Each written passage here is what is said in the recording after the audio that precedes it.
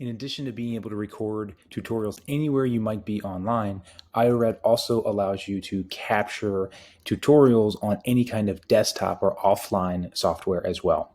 So when you're inside the iorad app, in the top left corner, if you hit this capture button, you'll notice there's an option here that pops up. One saying web, meaning anything online or browser based.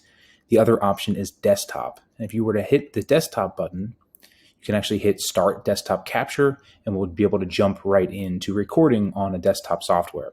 If you have not downloaded the desktop software yet, the software will prompt you to do so, and you can open that up and you'll see that this pink square will be brought on whether you're using Mac or a Windows product. You'll be able to open up the capture tool right from your desktop once it's downloaded. So if I were to hit this capture tool here, or if I minimize and I jump over to my desktop, I can hit the capture tool here, and you'll notice that you can hit create, you can view your tutorials, open up your accounts, and you can even look for updates and other things about this extension. So if I were to hit this create new, what's ultimately going to happen is iorad is going to open up a browser window to allow you to start capturing. The first thing it's going to do is set up this window so you can actually set up which size you'd like to do. So for example, if you were doing like a screencast and you wanted to actually have like a mobile phone or an app that was on a smaller screen, you can actually adjust the window that you actually want to capture and record on. In this case, for an example, I'm just going to use Slack, which is on a desktop on a laptop.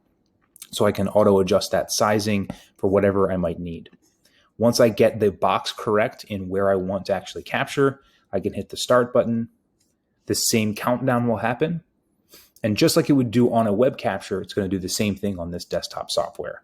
So let's say I wanted to explain to somebody how they can send a scheduled message via Slack. I might come in and select the appropriate person.